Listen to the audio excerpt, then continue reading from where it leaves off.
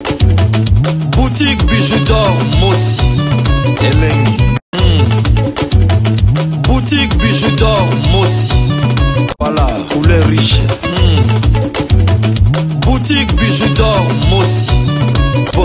Voilà, couleur riche. Boutique Bijou d'Or. Boutique Bijou d'Or Mossi Elengi.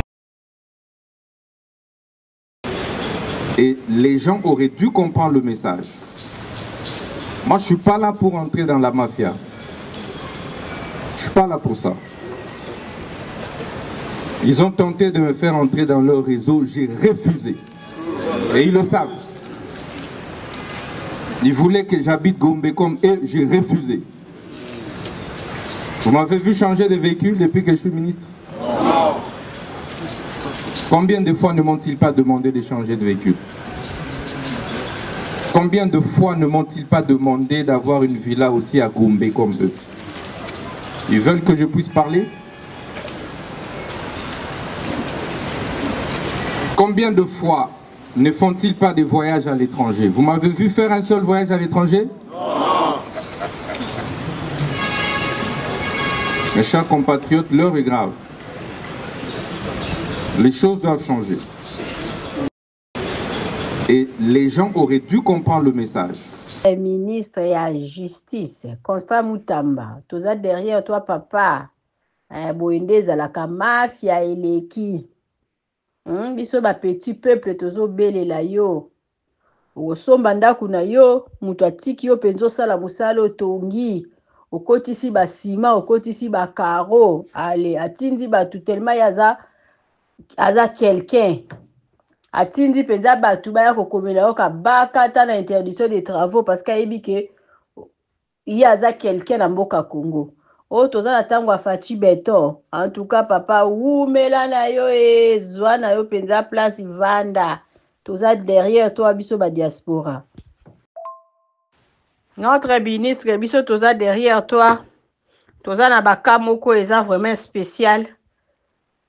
Osomba ndaku na bakongo wana osombi ndaku na epa ya officier arotikela openzo tongi okotisi biloko na kati ya ndaku pe aye kokomela interdiction des travaux surtout biso bana poto ba diaspora tozomona pasi papa oyo anga likambo deza yango elinge koka nazosenga justice ya Congo esala musala nango na lembi kofuta ba avocat président Tshisekedi oza wapi notre ministre oza wapi Nazo bele la bino parce que na lembi na komi fatigué. Na komi fatigué partout nazo ke ko samba na tata wana ya zo pusa kaka. Azo sala kaka ke wi ba nini ba tribunal wana eumelaka. Pona ngana koma fatigué na tika na abandonner makambo. Yango nazo beta ba porte partout.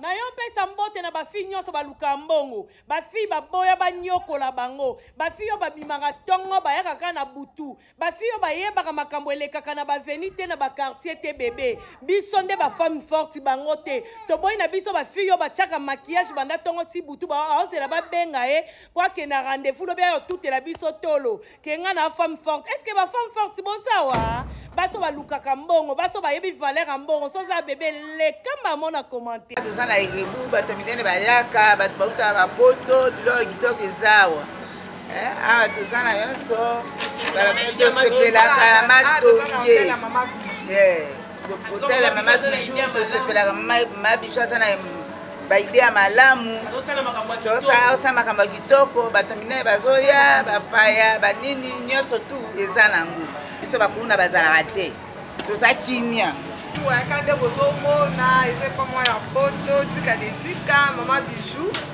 toyambaka bato minene ya jete epuis mama biju atiki biso te atie esu boutique atie boutique nyonso koluka ezali ezala parfum ezala dedora ezala masanga nyonso ezali chez mama biju chez mama biju soko oyo kolala kitoko eza te climatiser courant wow nyonso ezali chez mama biju otaka bato bauta bipai na bipai bayonse retrouve pa mama bijou pa mama bijou kitoko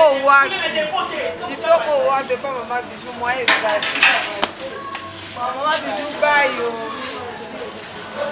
sika eye na kati ya matonge auberge na biso ezali wana mpona baséjour na bino botala ndenge mama bijou abongiseli bino place ya kitoko ya kolia place na biso ya détente toza na malewa oyo tolambaka kitoko na kati mama Nadine azozela bino botala tokoti na appartement numéro 5 oyo mama bijou alobaka chambre ya pamba chambre ya pamba na biso toza na douche debout ya propre toza na lit ya 2 personnes toza na climatiseur tokoti na appartement numéro 3 oyo pe lisusu ezali kaka chambre ya pamba na kati ya appartement numéro 3 eza na tv eza na frigo eza climatisé eza vraiment propre makasi botala toilette nango appartement numéro 5 oyo tokotaki liboso bomoni sikoyo tokoti na kati ya salon oyo tobenga yango appartement numéro 6 appartement numéro 6 oyo ekomaka 2 chambres na appartement numéro 5 botala cuisine na biso ndenge eza kitoko toza na ba chambre salon cuisine toza na chambre salon cuisine toza na 2 chambres salon cuisine toza pe na ba chambre simple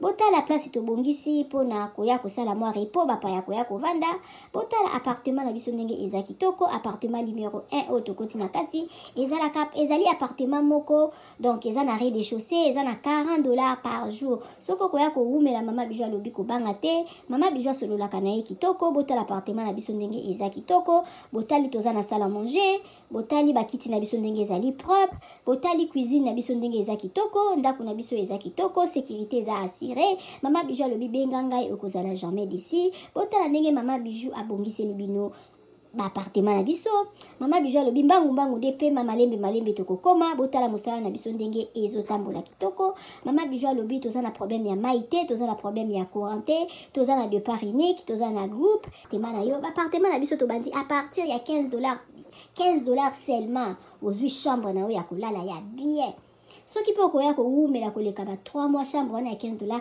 tozwaka yango kaka na $10 balobi ya boye bozwi wapi soki kaka epa na biso na matonge na irebu A37 te mama bijou alobi solution eza epa na biso ya boye nanu ezala te tosaleli bino boutique na kati ya auberge mama bijou alobi asali boutique na ye na kati ya auberge okoki kozala na posa ya komela vin okozwa vin na kati obosalaki mwa deodorant na yo na poto okomona deodorant na yo na kati ya auberge na biso mama bijou alobi obosanaki kado kobanga na yo te mama bijou azweli bino solution na kati ya auberge na biso oyo eza na matonge na irebu A37 botala ba ombia botala ba savon ya ombia ya mbuma ya ombia ya mai botala mama bijou atie ba maquillage na tie ba anti-age mama bijou alobi kobongisa loposo eza place mosusu te kaka na matonge na irebu A37 olingi osombela mutu mwa montre ya kopesa mutu kado okozwa na kati ya auberge na biso na boutique na biso oyo eza na matonge na irebu